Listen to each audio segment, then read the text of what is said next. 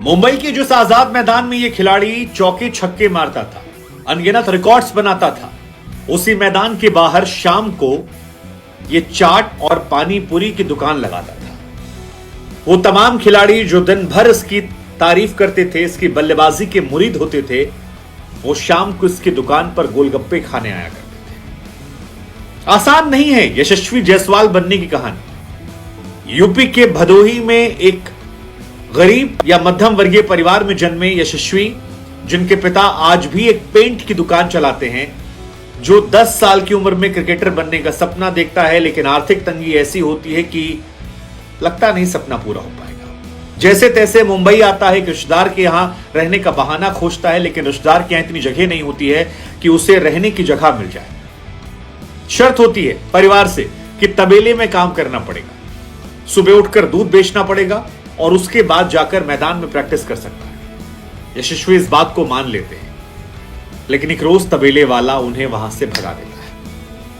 कहता है तुम दिन भर खेलते हो और सोते हो, मेरे साथ काम नहीं चल पाएगा। इसके बाद ये खिलाड़ी जाता है, आजाद मैदान के बाहर ही खेलता रहता है, एक टेंट में रहता है। पिता को फोन करके कहता है कि चींटियां बहुत है, रात भर काट डालती हैं, ग्लूकोज बिस्किट में कई कई दिन निकल जाते हैं, लेकिन सपना होता है कि देश के लिए खेलना है, बड़ा नाम करना है, और ये दिन जो चल रहे हैं इसे बदल कर। यशस्वी जायसवाल की कहानी सुनकर आप कह सकते हैं कि मंजिलें उनको मिलती हैं जिनके सपनों में जान होती है, पंखों से कुछ नहीं होता, हौसलों से उड़ान होती है। बार बार कह रहे हैं आसान नहीं यशस्वी जायसवाल बन पाना। यशस्वी अपने पुराने दिनों को याद करके कहते हैं कि बड़े मुश्किल दिन थे।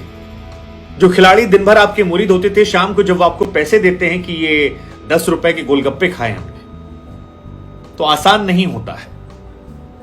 उस टेंट में सोना जहां पर लाइट नहीं थी, पीने खाने की व्यवस्था नहीं थी, शौचालय तक नहीं था, जमीन पर लेटना, एक तकिया रखे कहीं चद्दर बिछा दिया और साइड से एक चींटी आ गई, उसने नोच लिया, रात को नींद खुल जाना, यह आसान नहीं था। वहां से आईपीएल में करोड़ों का कॉन्ट्रैक्ट मिलना और अब मुंबई इंडियंस के खिलाफ वो शतक मारना जिसकी गूंज बहुत दूर तक जाएगी और जिसको लेकर हर इंसान ताली बजाएगा। ये कहेगा कि अगर यशस्वी जायसवाल कर सकता है तो हम और आप भी कर सकते हैं। और यकीन मानिए, यशस्वी जायसवाल ने जिस तरह से अंडर 19 टीम में अपना पताका फहराया था, जिस तरह ऑरेंज कैप के वो प्रबल दावेदार हैं सीजन खत्म होने तक, यकीन मानकर चलिए ये उन खिलाड़ियों में इस साल रहने वाले हैं जिन्हें भारतीय क्रिकेट टीम से बहुत जल्द न्योता आने वाला है। और ये खिलाड़ी सिर्फ एक फॉर्मेट का नहीं, तीनों फॉर्मेट का, भारत का वन ऑफ द बेस्ट खिलाड़ी बनने की तरफ। आज कहानी यशस्वी जायसवाल की।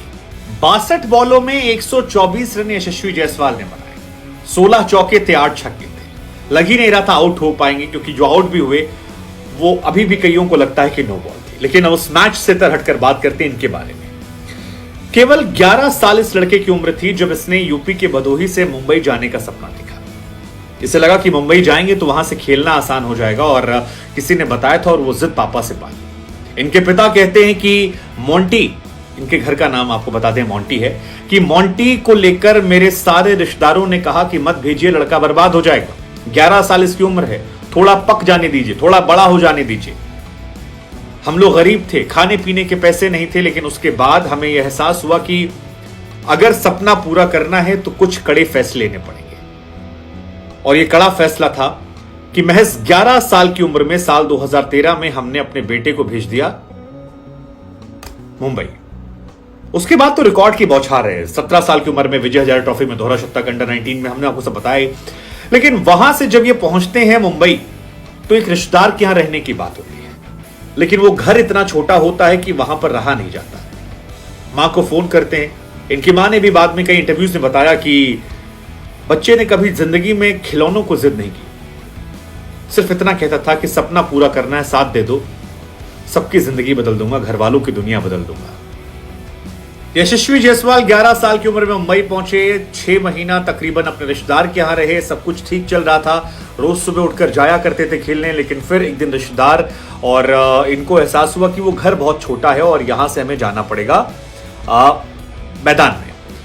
आजाद मैदान में एक ग्राउंड स्टाफ होते थे जिनसे कहा जाता है कि उनकी दोस्ती हो गई, और मुस्लिम ग्राउंडमैन थे जिनसे दोस्ती करने के बाद यशस्वी ने तकरीबन 3 साल का सफर वहीं से तय किया।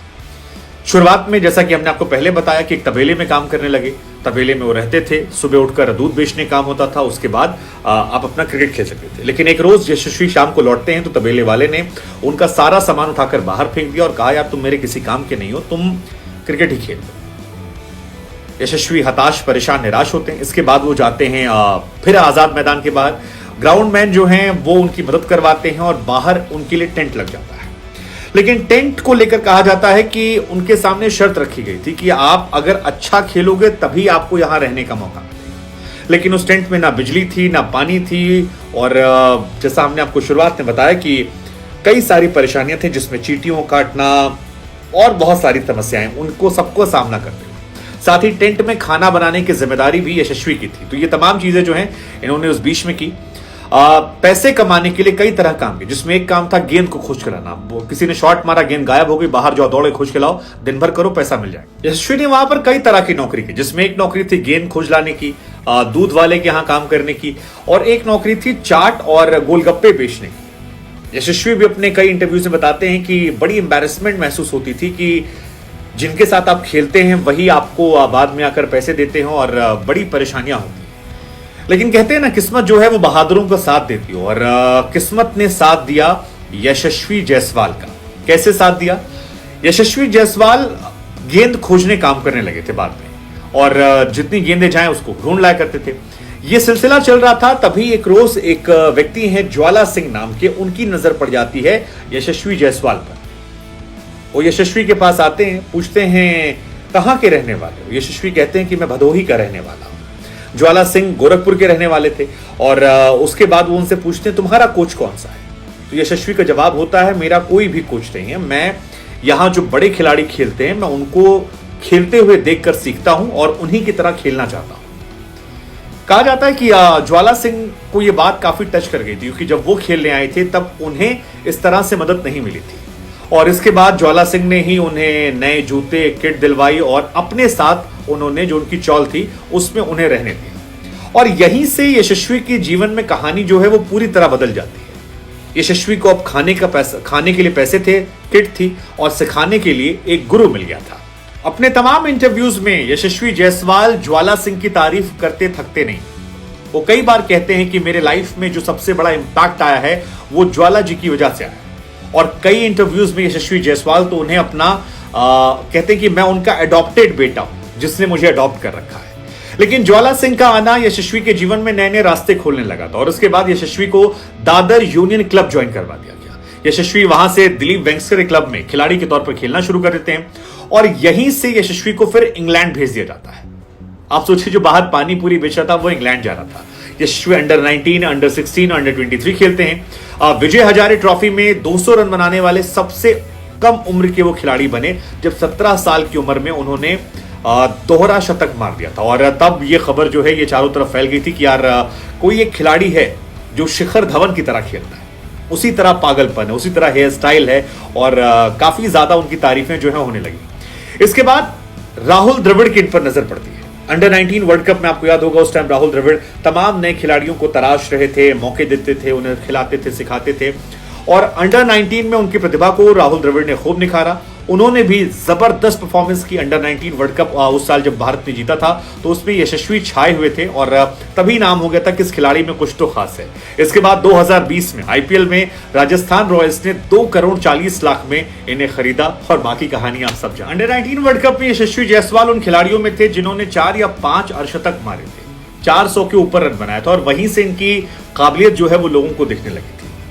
सचिन तेंदुलकर ने भी साल 2020 में इन्हें एक बार अपने घर बुलाया था, काफी देर बाद की इन्हें बैट गिफ्ट किया, और उसके बाद जीवन में सब बदलता चला गया। यशस्वी के माता पिता भी कहते हैं कि बेटी की शादी थी, उसमें पूरा खर्च लड़के ने उठाया, सारी चीजें बदल गई और जिंदगी अच्छी है। यशस्वी भी कहते हैं कि अब पैसों की कोई कमी नहीं है, जिंदगी में पैसा खूब आ गया है, अब बस सपना पूरा करना है। और यशस्वी के पास अभी लंबी उम्र है।